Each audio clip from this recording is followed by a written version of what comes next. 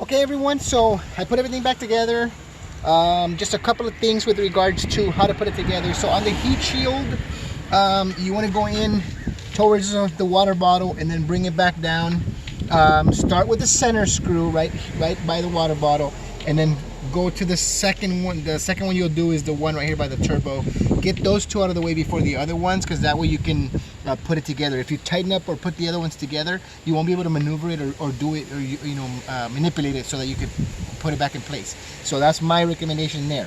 As far as putting everything else together, pretty self-explanatory. As far as like the removal, you do the opposite of that, but okay, you can put this back in here. Again, the intake went in. Once that heat shield went in, then I just put the intake on, and then I plugged everything in.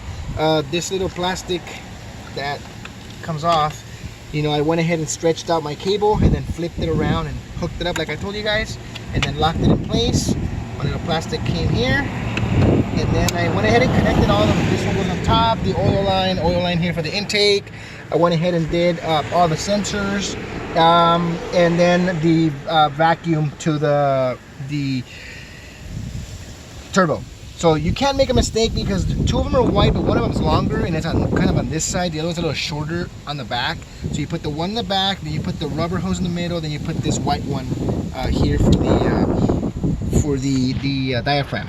And so then that's pretty much it. I put my fit kit back on and left this open before I warmed it up, because of course I dropped water.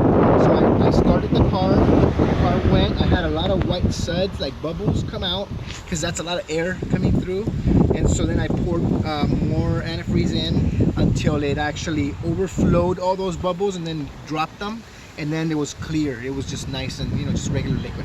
So I did that. Then I shut it off. And then one quick trick that I learned for this is, when you drop the car from, like I had it on ramps, so I dropped it on the driver's side and I kept the passenger side a little bit higher. If you don't have it on ramps, then just raise your passenger side. It will give you the opportunity to add almost half a gallon more of actual water in here, or antifreeze. And that's something that normally we don't do. And because we don't do that, a lot of times we experience that overheating, or that you have to go in here and release the air. So what I did is I actually did that and added more, and then I started the car and let the car run. And as the car was running, it's bringing all the air back out, because the lid isn't on, the cap is not on. It's releasing all the bubbles. You see all the bubbles actually come out here. So I actually do that, get all the air out before I put the cap in. Never had to use the purge valve down here. It's always worked good.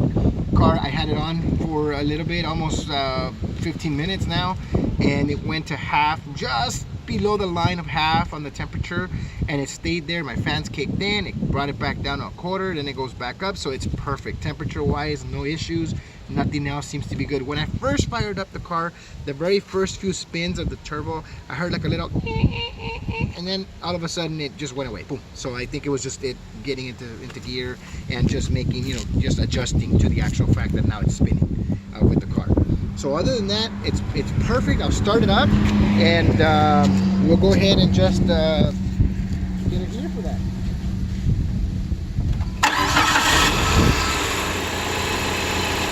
So it's nice and smooth, nice and solid, and it's already nice and warm, so.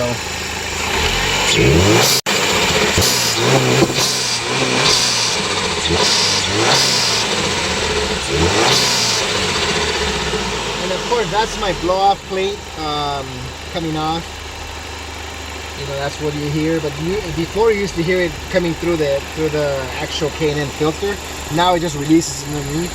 But with the new turbo, I do hear it a lot stronger, and I do hear that it does give it more power. So it's a big difference from what I had before I changed it. And I took it around the block, and it ran beautiful. So I have no issues. Everything seems to be perfect. Now I'm just going to go ahead and move the car out of the way and wash my work area, pressure wash it, and then let this cool down a little bit, and take a pressure washer and wash everything, and make sure I don't have any residue of anything laying around, like oil or water in the back area. So I'll make sure to just wash the engine bay, make it nice and clean.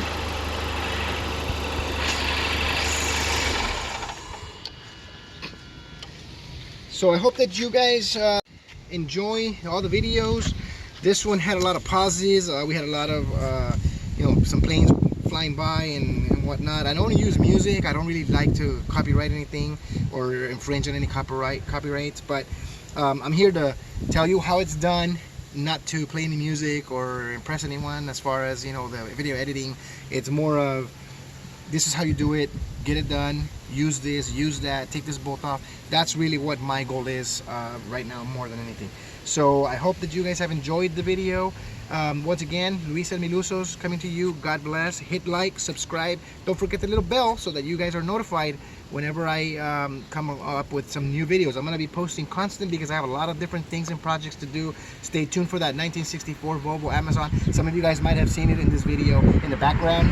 So the new wheels already are on it, the 18s, brand new US mags, and engine and transmission are coming out, and then I'm looking for the actual donor right now so we can put the turbo engine and turbo setup in, but I'll keep you updated with that. So once again, Luis El Milusos, thank you for watching. God bless.